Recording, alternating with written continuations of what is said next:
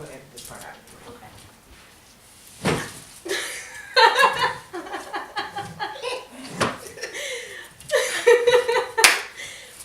Well.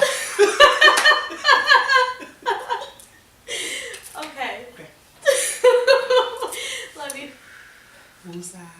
Woosah. Okay. Alright. Okay.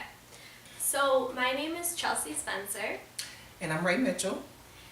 and we are doing a dialogue for our 504 Diversity and Social Justice course at the University of Michigan in the School of Social Work.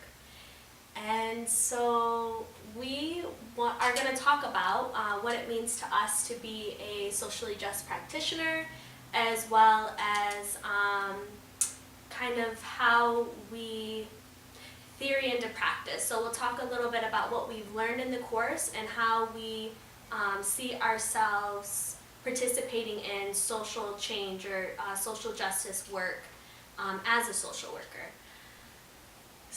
Do you have anything Yes. to add to that? No, that's exactly what we're gonna do. So Let's think here. So I don't know where should we start? Let me look at my notes. So I guess, Ray, do you want to start us off with what does it mean to you to be a socially just practitioner? for me, to be a socially just practitioner means that we have to enter this field with the frame of mind of acceptance of all. There's no biases we're going to have biases, but we need to make sure we have those biases checked and under control, or unpack them and figure out why it is those biases are in place in order for us to be able to interact with clients and make sure that we are not doing harm when we're working with them. Mm-hmm. Because we're going to probably encounter with a whole lot of different walks of life as social workers, and you can't pick and choose who you choose to social work. Yeah. I agree. I think that it can be a challenge, like knowing that we have a lot of work to do ourselves. And as a social worker, what it means to me is a lot of self-reflection and a lot of critical thinking and a lot of research, but also action. And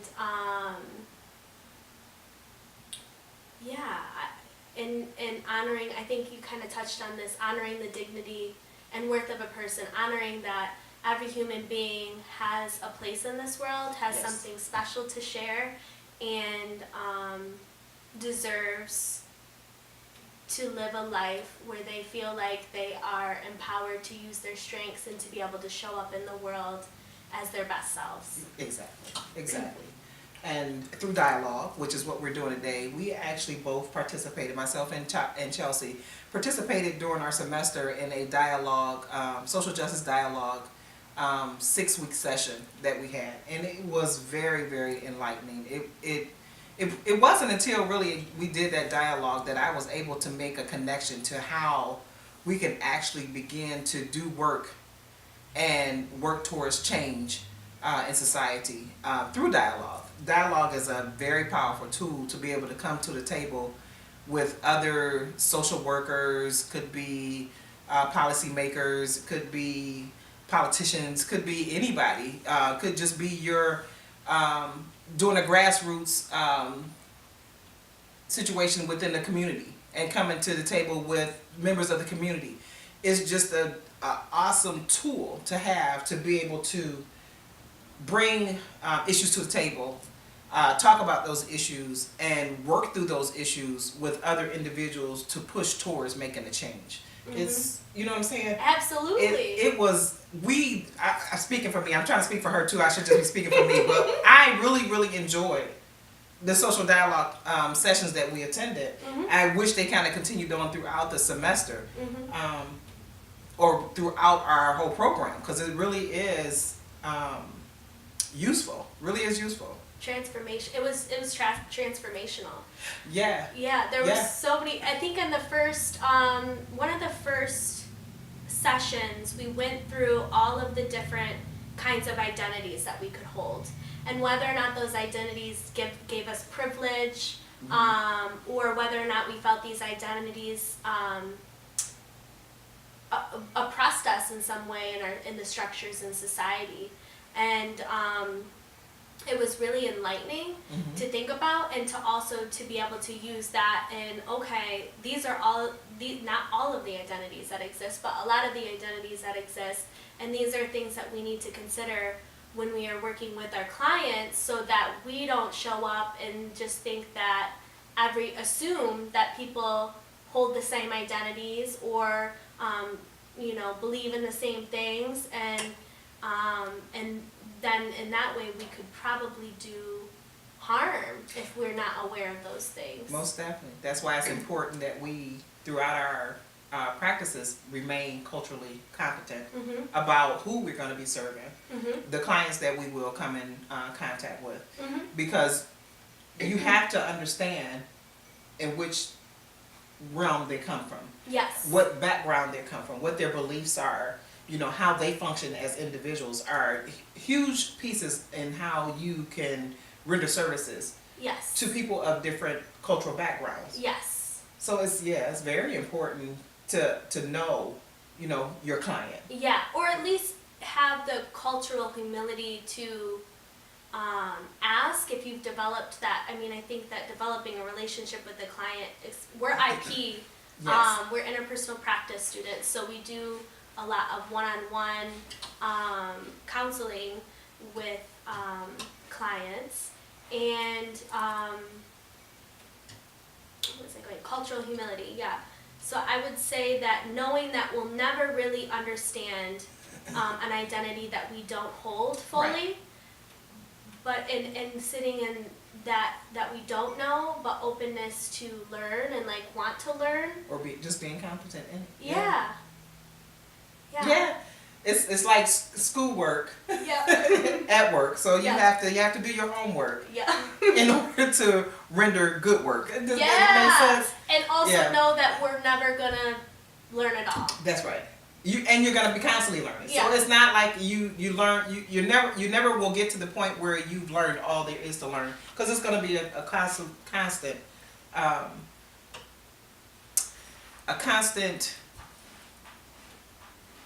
I can't think of the word that I want to use.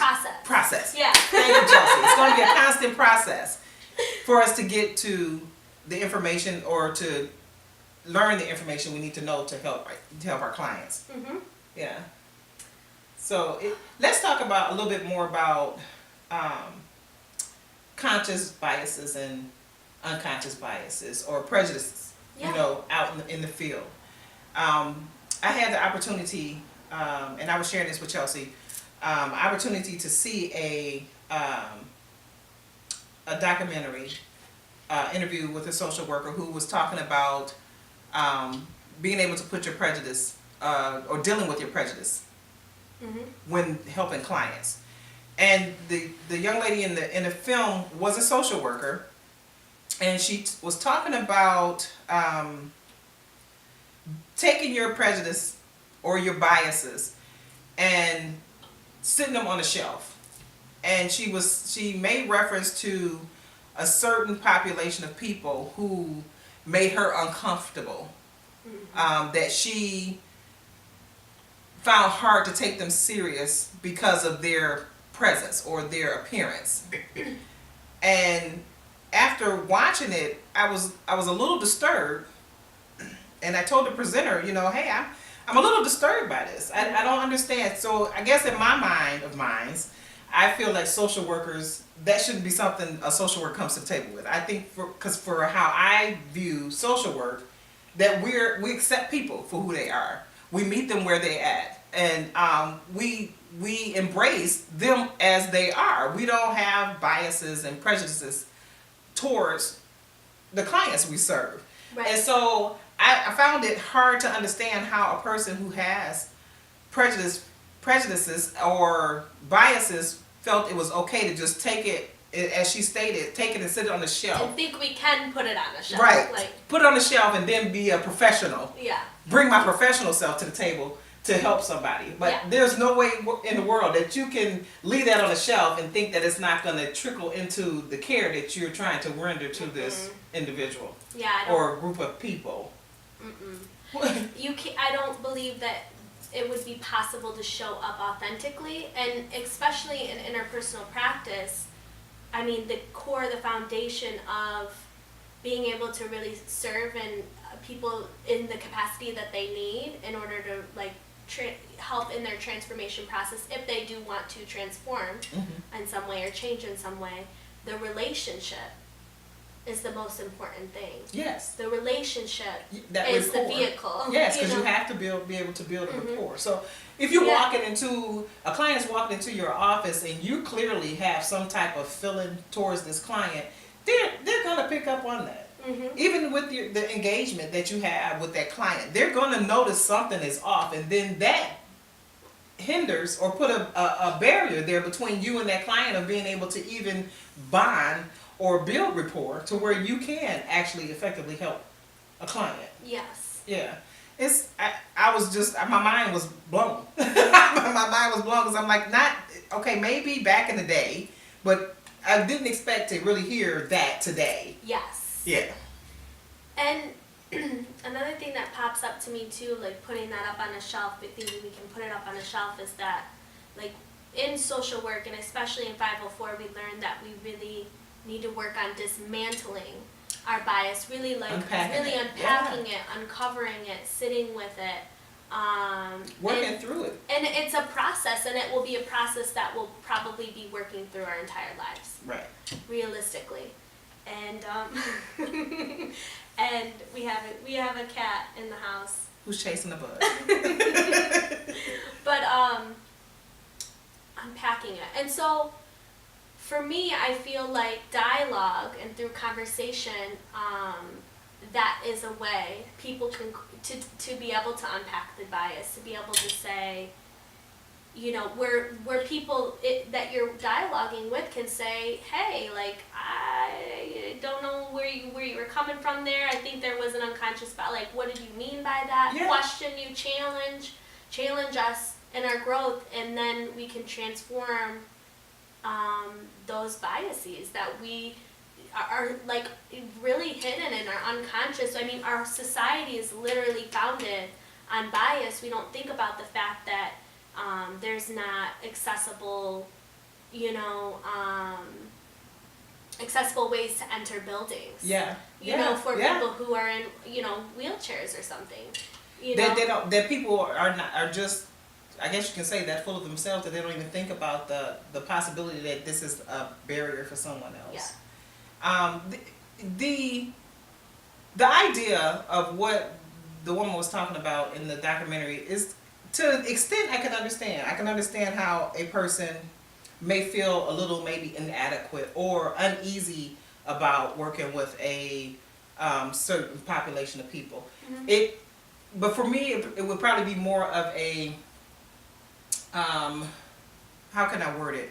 So, me as a black woman, and I have a client who's Caucasian, and an older Caucasian, so someone that's older than I am. And for me, I feel like there could be a potential for barriers. Absolutely. there. You know, that this